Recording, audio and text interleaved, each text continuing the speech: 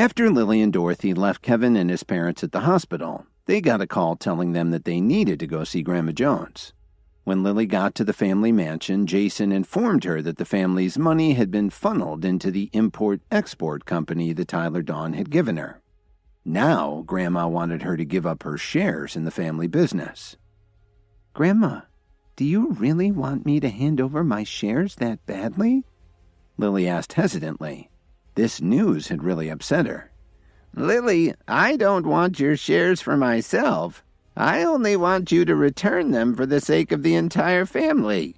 But I guess you don't want to see the Jones family succeed, do you?" her grandmother gently advised her. "Face it, you aren't the best of our family's younger generation. Don't let your thirst for power bury the rest of the family," Grandma Jones said sternly. "Why don't you just transfer some of the shares and then set up a board of directors for the family? This might seem like a step down, but you would still control the board's leadership. At the same time, you could also get more experience. What do you think?" This plan got Jason very excited. He knew that Lily would no longer control the Jones family's affairs as soon as she handed over her shares. Lily was silent for a long moment as she considered her options. Finally, she let out a long sigh and nodded gently. She knew very well that it was only because of Tyler Dawn's help that she had found herself in the top position in the Jones family. But this wasn't enough to get her relatives to listen to her. "Do you agree?" Grandma Jones asked happily. "I'll do as you say, Grandma. In any case, I don't seem to have any choice," Lily said in a low voice.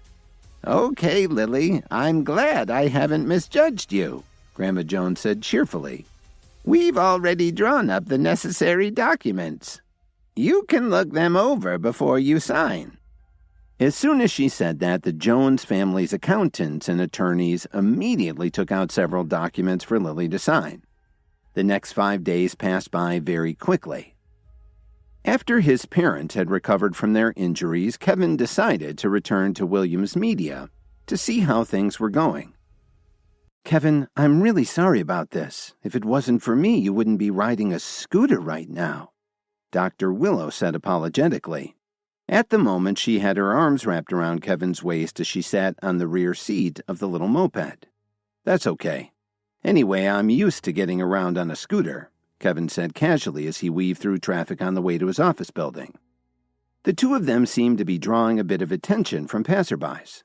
They looked a little too old to be riding around the city on a little scooter, and Kevin felt slightly self-conscious about it.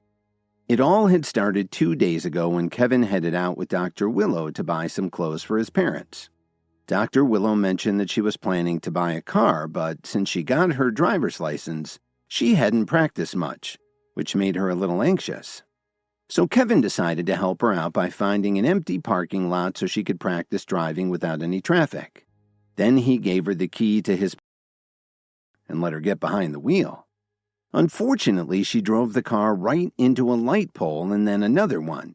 The car was still at the body shop and Kevin had no idea when he'd get it back. So he decided to ride his scooter for a while just for fun instead of taking one of his other cars. They soon arrived in the Williams Media parking garage. "Wow, Kevin, is that person over there Brittany Davis? I really like to listen to her music. I sure didn't expect to see her here in person today," Dr. Willow said excitedly. "Do you really like her? Would you like her autograph?" Kevin asked her. There had been a lot of changes at Williams Media lately. For some unknown reason, a few of their clients had suddenly canceled their contracts and the company had suffered huge losses from it. That was why Kevin had decided to stop by and find out exactly what had happened. But right after Kevin parked his scooter and he and Dr. Willow got off, a black car suddenly crashed into it, almost demolishing the little bike. Why do so many people crash into scooters in this garage? Kevin thought to himself. Soon, a young man in a business suit and shiny leather shoes quickly jumped out of the car. He looked at the big dent in his fender and got very upset. "What's wrong with you? Why did you park a scooter in this garage? Do you realize how much this car cost me? Now this is going to cost you," the man shouted at Kevin. Are you kidding? You're the one who hit us. Don't turn this around and make it look like it's our fault, Dr. Willow told him. She didn't show any fear as she stood up for Kevin. When the man saw Dr. Willow, he was speechless. She was very beautiful in the way she was dressed. She could have been one of the celebrity clients at Williams Media. "Hi there," the man said as he tried to charm her. "Were you riding on this little scooter?" Just then, a young woman in her mid-30s stepped out of the car. "Logan, how is the car? Is everything all right?" Kevin was stunned when he saw the woman. It was actually his college advisor, Professor Charity Boyer. "Kevin, what are you doing here?" Charity asked with a surprised look on her face. "Do you work for Williams Media?" "I'm just hanging around," Kevin replied. The driver, whose name was Logan Morgan, said with a sneer, "You must be mistaken, Miss Boyer. The way this guy is dressed, do you really think he works here?" Charity suddenly sighed when she heard that. Tucker had mentioned to her that after Kevin graduated, he ended up drifting around. He even went to freeload off his in-laws, and he had turned into a real loser. "Kevin, I told you when you were in school. You have to take responsibility for yourself. Don't expect everything to just fall into your lap.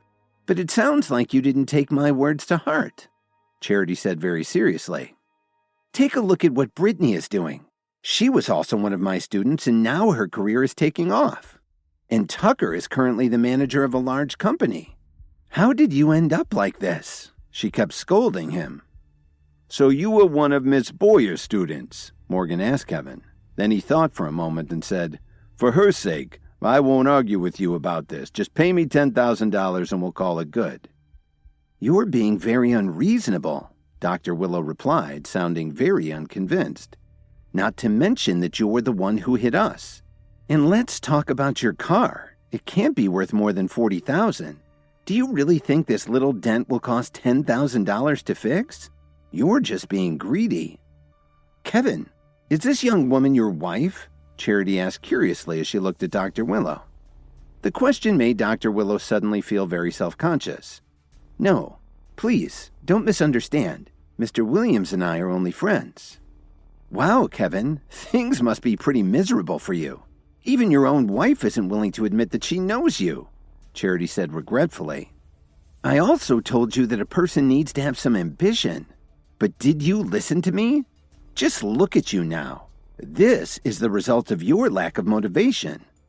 Charity's face showed her disappointment as she said this. "Professor Boyer, we aren't in school right now. Why do you feel like you need to teach me a lesson?" Kevin asked with a faint smile. "Stop slacking off. Once a teacher, always a teacher. Even when one of my students graduates, I still feel responsible for them. Seeing how you are now, I feel ashamed for you," Charity said coldly.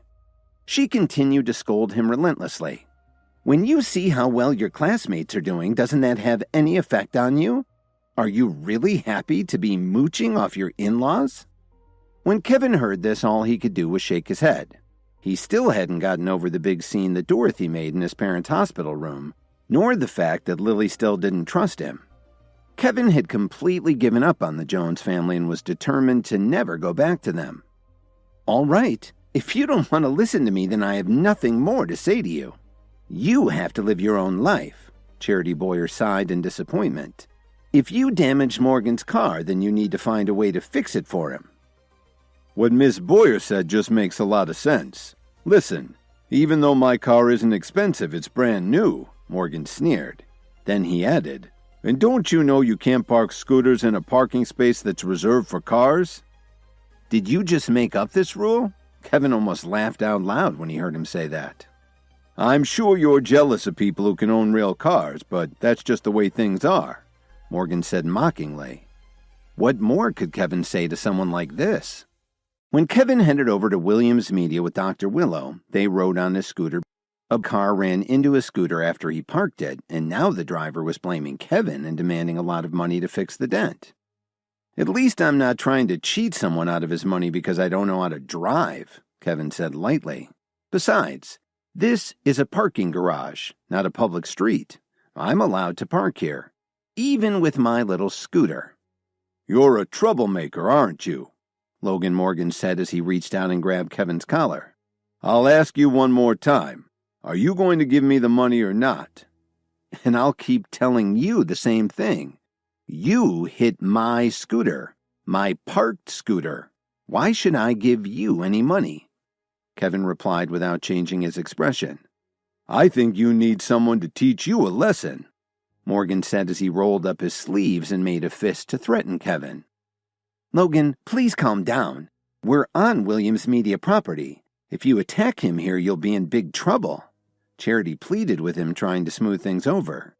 And you, Kevin, you should just apologize to him. Pay him what he's asking for. If you were more successful, you wouldn't be in this position. Miss Boyer, I'm not sure I like what you're saying. What do you think is wrong with me? Kevin said calmly. You brat, just hurry up and pay me, Morgan shouted loudly. All the commotion started attracting a crowd. Let go of him right now or I'll call the police, Dr. Willow said angrily. Logan Morgan was a very big man, and Dr. Willow was really worried that Kevin would be severely injured if the man got his hands on him. Just then, everyone heard a pleasant voice saying, "What's going on here?" Morgan and the others turned around and saw Kevin's chief of staff, Miss Sandra Wilson, walking up to them wearing a very stylish business suit. Brittany Davis was following close behind. Although Miss Wilson's voice sounded cordial, she obviously wasn't pleased with what she saw. "Miss Wilson," Charity said excitedly as she stepped forward to greet her. At the same time, she glanced over at Brittany. The reason Charity was at Williams Media was to use her relationship with Brittany to get her own contract in the entertainment industry. She certainly hadn't expected to meet Kevin there. Most of the employees at Williams Media were either rich or powerful, so she and Morgan figured that even if Kevin worked for the company, he was probably only an entry-level employee. It would be obvious to Miss Wilson who was in the wrong in this situation. Hello, Miss Wilson. This man left his scooter here in the parking garage. He even damaged my car with it. I think there should be a clear rule that only automobiles should be allowed to park here. Don't you agree? Morgan said with a flattering smile. He had heard about Williams Media's CEO, who was hardly ever seen by anyone. He also knew that Miss Wilson had been handling most of the company's activities lately.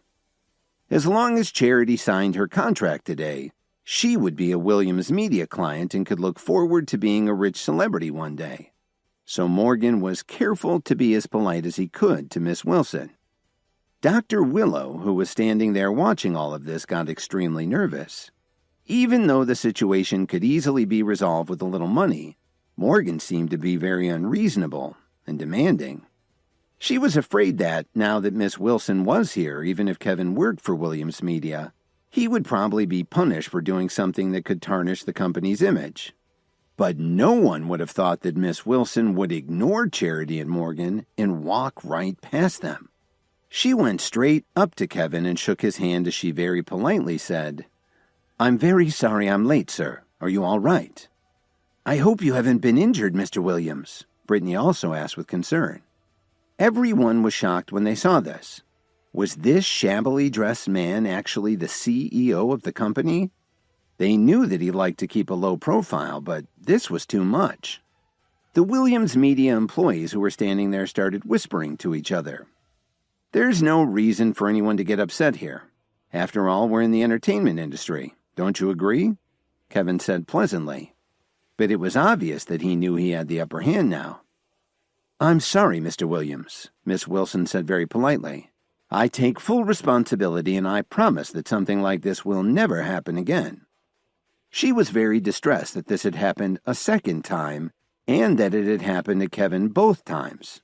She knew that her boss had a very good temperament, but she still took the whole thing very seriously. "Sandra, Miss Wilson, you must be mistaken.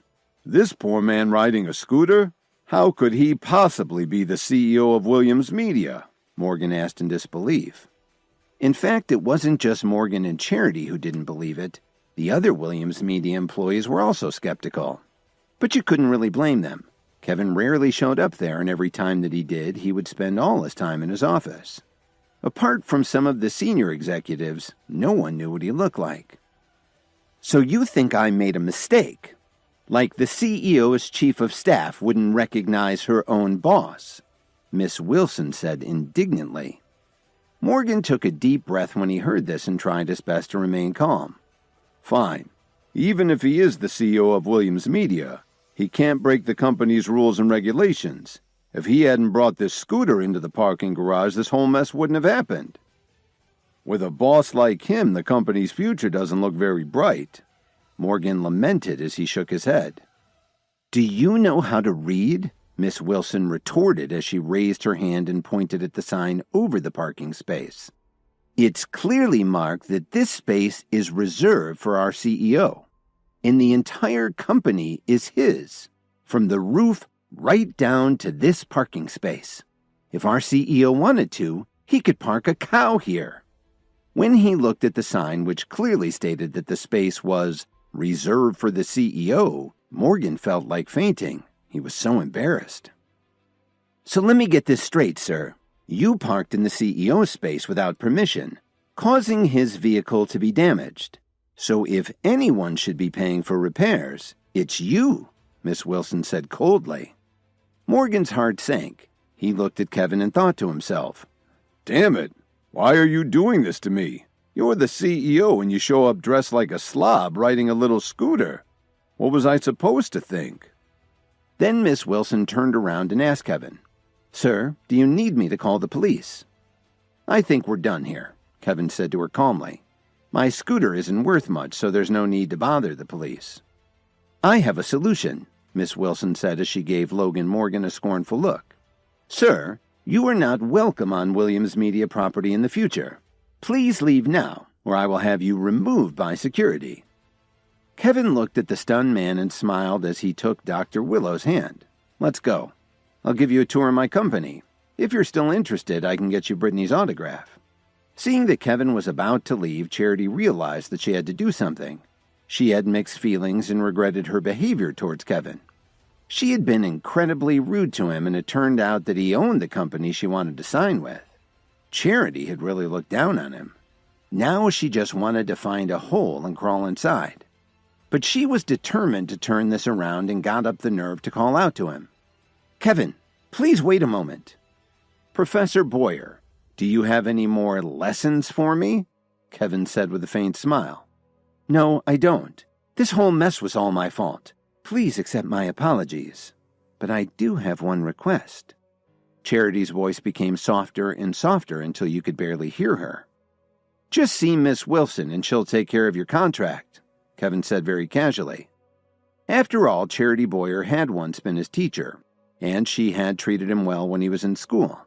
And Kevin had always believed that one good turn deserves another. Then he turned around to head up to his office with Dr. Willow. Even though Charity Boyer had just been very rude to Kevin, she had treated him fairly back when she was his advisor in college. So he decided to give her a chance and let her sign a contract with Williams Media anyway. Thank you, Charity replied gratefully. She suddenly felt incredibly relieved that Kevin hadn't held the whole parking garage incident against her, and she followed Miss Wilson into the Williams Media building. When Kevin and Dr. Willow got up to his office, he offered her a seat on the couch while he went to his desk and booted up his computer. Kevin, I really didn't expect to find out that you're the CEO of Williams Media, Dr. Willow said incredulously. Well, I'm not in the habit of going around bragging, plus, you never asked me, Kevin said playfully as he stared at his screen and skimmed the files that Miss Wilson had sent him. Over the past few days, 7 or 8 advertising companies had canceled their contracts with them. There was something fishy about this, and there was no way it could be a coincidence. Just then, Kevin's phone suddenly rang. He looked at the caller ID and saw that it was Tyler Dawn. As soon as the call connected, Tyler hurriedly got to the point. Kevin, did you ask Lily to give her Jones family shares in that import-export company to Grandma Jones? Really? Why do you ask? Is something going on? Kevin asked as he started to frown. I just came to Chicago to work on one of my projects. As soon as I got here, I found out that all of the shares of the foreign trade company are now owned by the Jones family. Was this your decision, Kevin? Tyler asked apprehensively. I didn't know about any of this. Besides, I don't have anything to do with the Jones family anymore. As for the import-export company, you can do whatever you want with it, Kevin said as he abruptly hung up the phone. However, Kevin had already guessed what was going on. The Jones family must have taken advantage of his absence and stolen the shares from Lily. When he thought about this, Kevin felt particularly annoyed. He had repeatedly told Lily to hold on to the shares for as long as possible, but he didn't expect her to be so foolish. How many days had it been since he left? After thinking about it carefully, Kevin decided to call Miss Wilson into his office. "Miss Wilson, please go and find out what's been going on in the Jones family for the past few days," Kevin ordered plainly. Kevin had given up on the Jones family, but he still didn't want to lose Lily, especially after all the time they'd spent together. On top of that, things had been going so well until that scene in his parents' hospital room. "Yes, sir. I'll get on that right away," Miss Wilson replied. After a moment of hesitation, she asked him, "Mr. Williams, there's one more thing I'd like to talk to you about." "I'm sorry, but I'm busy right now," Kevin replied curtly as he continued to stare at his screen. "The Pearl family is having an auction tonight, and we received an invitation to attend," Miss Wilson said politely. "I don't have time for it," Kevin said as he gestured for Miss Wilson to leave. He didn't want to join in the fun. Besides, he'd always thought that auctions were just a way to artificially drive up prices on things that just weren't worth it. He wasn't in the mood to waste his money on one. "Sir, you may want to attend this auction.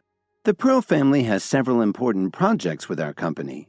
Besides, I heard that there may be a Dream Lover necklace in this auction, so," Miss Wilson said with a hopeful look in her eyes. The Dream Lover necklace was something that every woman yearned to own. Although Miss Wilson was very well off, she definitely couldn't afford one. Still, she couldn't pass up a chance to see one up close and in person. When Kevin saw the look in Miss Wilson's eyes, he understood why she was so eager to attend the auction. He thought about how hard Miss Wilson worked to help him manage Williams Media, especially with all his absences lately, and he figured it was about time he did something to reward her effort. "All right, then you can come along with me tonight," Kevin said with a smile. "If they have one, I'll buy it for you." Thank you, sir," Miss Wilson said excitedly. She felt really lucky to be working for a CEO like Kevin. Someone like him only comes along once in a lifetime. Suddenly, Kevin turned around and looked over at Dr. Willow, who had been sitting patiently on the couch this whole time, and then he said, "I'm sorry about this. I'll arrange for someone to take you to the hospital." "That's okay. I can see that you're busy," Dr. Willow said understandingly, but she was still disappointed. "Miss Wilson, please find 2 people to drive Dr. Willow to the hospital. Also ask my parents if there's anything else that they need," Kevin said very politely. "Yes, sir. I'll take care of that," Miss Wilson answered excitedly. After Dr. Willow left, Kevin took care of some company business and then left his office with Miss Wilson at around 6 o'clock. Even though it was still early, many people had already arrived at the auction house. After entering the large hall, Kevin saw a familiar figure in the crowd. "I had no idea you were interested in auctions like this," Kevin said as he patted Dalton Steele on the shoulder. At the same time, he made sure to greet his wife, Miranda. "To tell you the truth, I didn't really want to come here, but Miranda was bored at home, so she decided to check it out. I figured I'd see what all the fuss was about," Dalton explained as he looked around. "How come I don't see your wife here?" Kevin shook his head helplessly. He turned around and said to Miss Wilson, "Please feel free to take a look around. I'll call you when the auction starts." Miss Wilson nodded respectfully and turned around to head over and look at the items that would be up for auction. "So, Kevin, I see you didn't bring your wife along, but I do see that you're here with a very beautiful woman. Be careful or I may tell Lily," Dalton teased with a smile. Just then, there was a commotion at the entrance to the auction hall. Kevin and Dalton looked over and saw Phoebe Anderson walking in, dressed very elegantly. She was drawing a lot of attention. Not good, Kevin thought to himself. Because he'd been so busy with his parents for the past few days, he hadn't replied to any of the messages that Phoebe had sent him. Before Kevin could react, Phoebe was already standing right in front of him. She said happily, "Kevin, so you're here too. Why didn't you let me know?" "I just got here a few minutes ago. What a coincidence," Kevin said awkwardly. He could feel her father Truman's eyes burning right through him. At that very moment, Truman was standing in the doorway giving Kevin a death stare. Dad, who is this guy? Why did Phoebe get so happy when she saw him? A well-dressed man asked in confusion. His name is Kevin, Truman said grumpily. Ever since Phoebe had come back from the camping trip, she'd been staying at home all day long. She was very unhappy, which made her father very concerned. When he found out that Phoebe might be worried about Kevin, who had been injured in the fight with the thieves, Dad, so that's the useless son-in-law from the Jones family that I've heard so much about? He asked with a look of disdain in his eyes. It's true that he's married to someone in the Jones family, but he's really not that useless. After saying this, Truman suddenly turned and looked at the man in the eyes. Then he said with a strange expression, Isaac, it's still a little too early to call me father. No problem. Anyway, it's going to happen sooner or later. I thought you might want to get used to it, Isaac Holden replied with a smile. First, you need to do something about that brat Kevin Williams, Truman said as he patted Isaac on the shoulder and walked away. Isaac immediately understood what he meant. He walked over to Kevin and said snottily, I was wondering where that smell was coming from. Then Isaac patted Phoebe's shoulder and gave Kevin a conceited look. Isaac Holden, what are you doing? Phoebe snapped at him as she pulled away from his hand. Then she hastily explained, Kevin, don't get the wrong idea. I have nothing to do with him. Phoebe, why are you explaining yourself to this parasite? Besides, your father has already given me his blessing. Are you still playing hard to get? Isaac whined. He was definitely not pleased to hear her say this. And who are you? Kevin asked flippantly. You want to know who I am? I'll tell you, Isaac said as he turned up his nose. My name is Isaac Holden, and I'm the sole heir to the Holden family's pharmaceuticals company. Pharmaceuticals? No wonder you're such a headache, Kevin said with a loud laugh. He didn't care at all what Isaac thought of him. Hi, Kevin here. If you're wondering what happens next, then stay tuned on the Pocket FM Universe channel for more episodes.